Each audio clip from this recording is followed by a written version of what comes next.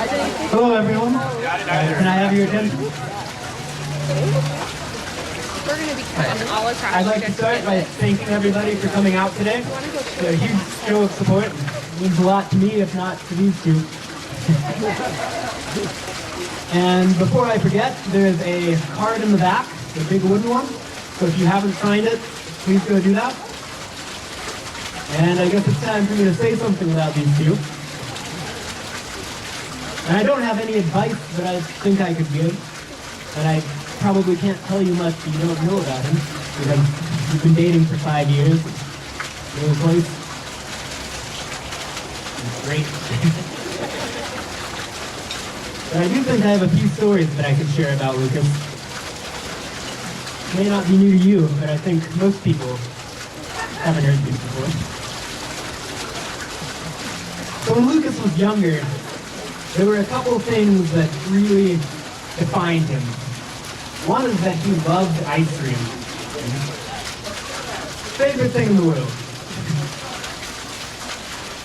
And one story that he told us a couple years back, actually when he turned 18, he revealed this to our family one Christmas, that every time we would go and visit my dad's side of the family, he would wake up early and then go eat some ice cream with our grandma and watch The Price is Right.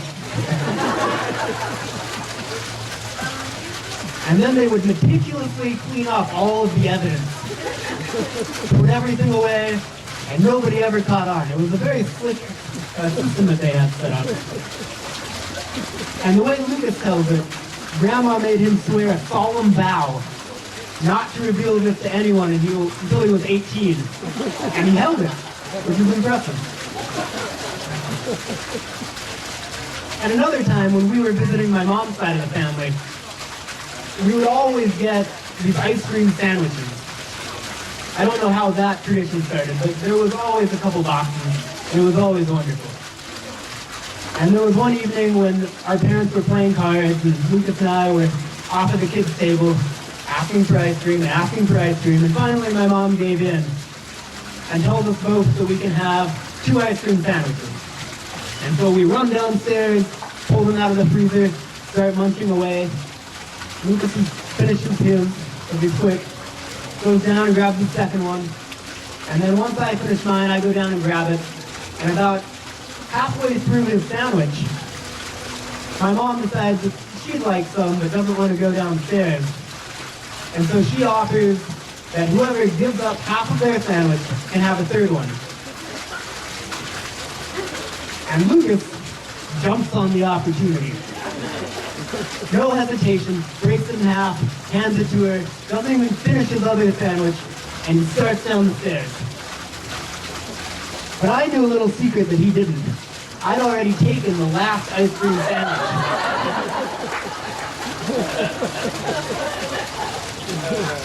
And I've never seen somebody who started out so happy end up so sad. One of my favorite stories to tell about him. Something else when he was young is he really hated losing. He still does, but he's much better about it. And he would make up his own games, especially board games, because he couldn't win at any of the regular board games he would play. So he made up his own. And he made up his own rules for these games, which were never consistent from day to day. And they always had a habit of changing mid-game to favor him. I think he called his favorite one the Rainbow Game, and to this day I have no idea how it was played, and I never did. But when changing the rules wasn't enough for him, he would just cheat at his own game on his own rules. I've never seen so much commitment to cheating and being so bad at it.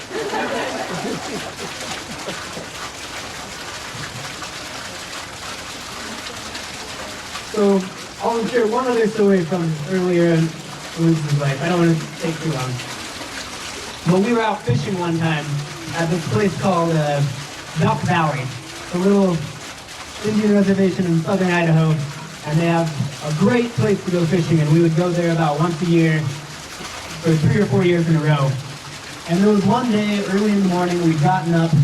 Lucas was super excited to catch a fish, got his line out there before anybody else, and then came up to get some breakfast. And my mom was beautifully cooking the breakfast for the rest of us, and we were all kind of hanging out, not really helping. And suddenly Lucas's pole starts flipping back and forth, and we can tell it's a pretty big fish. And Lucas jumps up and starts yelling, and I don't do anything, and my dad doesn't do anything. And so my mom kind of looks at us and then realizes it's up to her to go down and get this fishing pole. And about halfway down the bank, the rocks that Lucas has set up to hold this pole start giving way. And it's getting taken away by this fish, rolling down the hill, and she panics and runs after it and jumps into the lake to try and get it. Swims out a little ways, reaches down for it, but it's gone. She starts swimming back to shore, really upset with the rest of us for not helping out. Gets close to shore, and then just stays there treading water in about 3 feet of water, asking for us to give her a hand to get up because the bank was steep. And stand up! Stand up, Mom. It's only 3 or 4 feet deep. Just wouldn't do it. But as Lucas got older, he got better at games, got better at losing. Quit his whining. It was good. We didn't have to say that he was part of the whiner family anymore. And that was a lot of fun for me. When I was in high school, hanging out with Lucas, when I think about being in school and being in Mountain Home, that's what I really remember.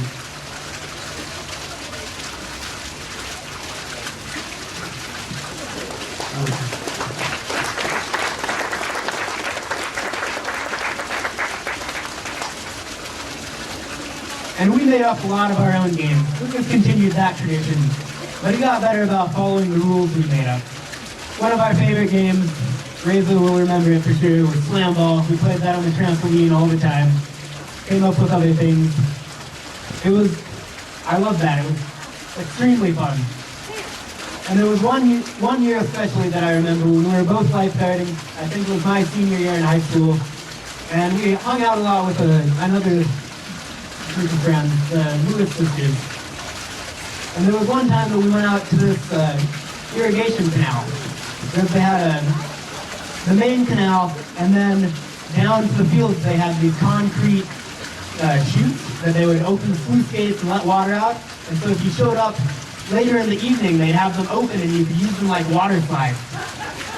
So Lucas was racing Jess down the slide, and he kept beating her. And she wasn't having any of this. And so about the third time that they raced, she just jumps him into the wall and slides down. And Lucas gets up, a little bit dazed, and then realizes what's going on, and dives headfirst down that, trying to catch her, leaving a little trail of blood behind him as he slides down it. And the only thing about it that really upset him is that he lost. It was a great time. And I'm glad you two are happy. I'm sure you'll have as much fun as I had with them.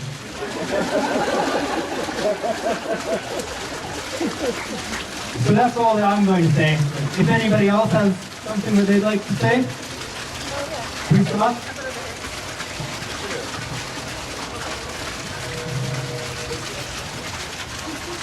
Hi everybody, my name's Katie and I'm the maid of honor with Allison and just everybody today. For those of you who don't know, I met Allison back in California our junior year in high school at Bandon near Travis Air Force Base. The first day I saw her, I hated her. Everything about her. There's nothing she could do to please me. So what I soon realized was, it's because we're the same person. Like every mannerism. As Adam has mentioned, Lucas isn't a good loser, but you may not know Allison isn't the best loser either. We learned that as a group, Luke and I's first trip out to your wonderful state of Idaho. That turned out to be pleasant. But we were playing a game called Pictogram. I don't know if any of you played it, but you draw a picture, and the person's supposed to guess Well, we thought it was an unfair advantage for Allison and Lucas to be playing together, so we teamed up. I was with Lucas, and Kenesha was with Allison. And as the game progressed, Allison got further and further behind the point until it finally ended in a temper tantrum. But what we saw during that time wasn't the fact of who was winning the game or who was losing the game. We really just saw how much Allison and Lucas respected each other and loved each other so early on in their relationship. I think at the time they'd only been dating a year and a half or 2 years. But you just could tell this was a couple that was going to last. Somebody that you could model yourself after. Somebody that you could just see their wedding being planned day by day, whether they knew it or not. And it's just been a little blessing to be part of. But I'm really glad that you guys had all of us here today. It's been a wonderful experience sharing the happiest, most stressful, most tearful day of your life. I just want to say thank you for inviting us. It's just been perfectly wonderful.